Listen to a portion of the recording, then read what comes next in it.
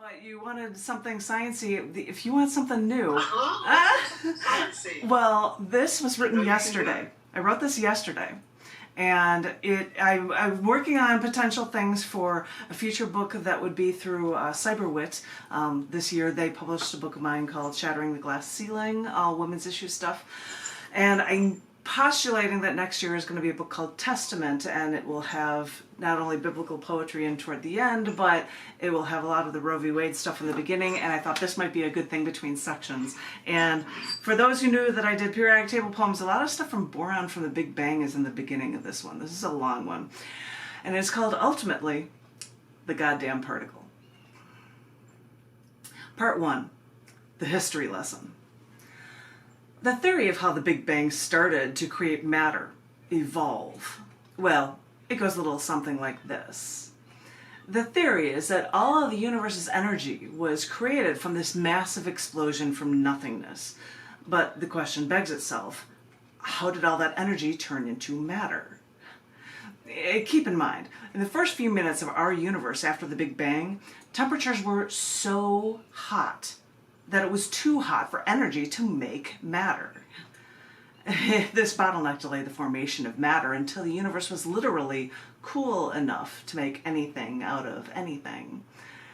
But just a few minutes after the Big Bang, elements burst forth when the universe was suddenly cool enough. 20 minutes after the Big Bang, the universe was suddenly too cool for nuclear fusion or nucleosynthesis. Elemental abundances were nearly fixed. That means that the first two elements in our periodic table were all that was formed in the first few minutes of the Big Bang.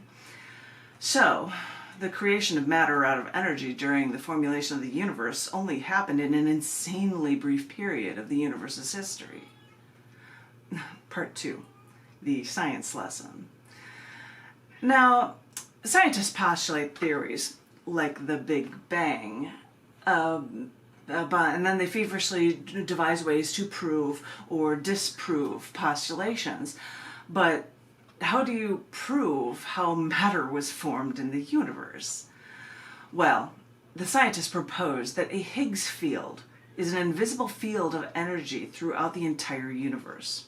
They deduce that the Higgs boson is a particle in that field, which interacts with any energy passing through the Higgs field. With that interaction, particles of energy, massless particles, they trade a photon for a boson, energy for mass, to pass through. If they're right, this Higgs field in the beginning of the universe created matter.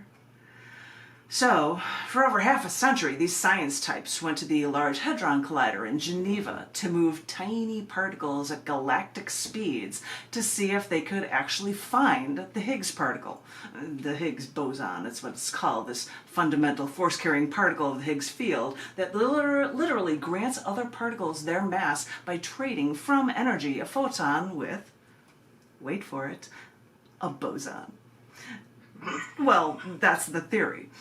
As I said, these science types were searching for this elusive particle that would explain what helps create mass, completing the standard model of particle physics, which, you know, is kind of a big deal since our universe wouldn't exist without mass. Since the Higgs boson only existed in the high energy conditions of the early universe, they needed the LHC to make some serious energy to prove their theory. Which they did in 2012, some 50 years after the rise of this theory. But in that time, the Higgs particle gained the moniker the God particle, which has left science and religion and the masses trying to tie religion to science. Well, maybe scientists don't tie them together, because the only reason why that moniker stuck is after Nobel Prize-winning physicist Leon Lederman wrote a book about it in the early 1990s, titling the book The Goddamn Particle, poking fun at the difficulty in finding it. This was supposed to be the title of the book, and it was wildly popular for a book about physics, but publishers didn't like the title, so they changed it to The God Particle. This really didn't please scientists and further muddied their real scientific work by marring it with religion. But if you search enough for the info, the entire truth really is out there. If only you know where to look. There's your thing. There's your science. Bosons remind me of clowns. What? Bosons remind you of clowns. Yes, like we're all bozos on this map. Instead of bozos or bosons.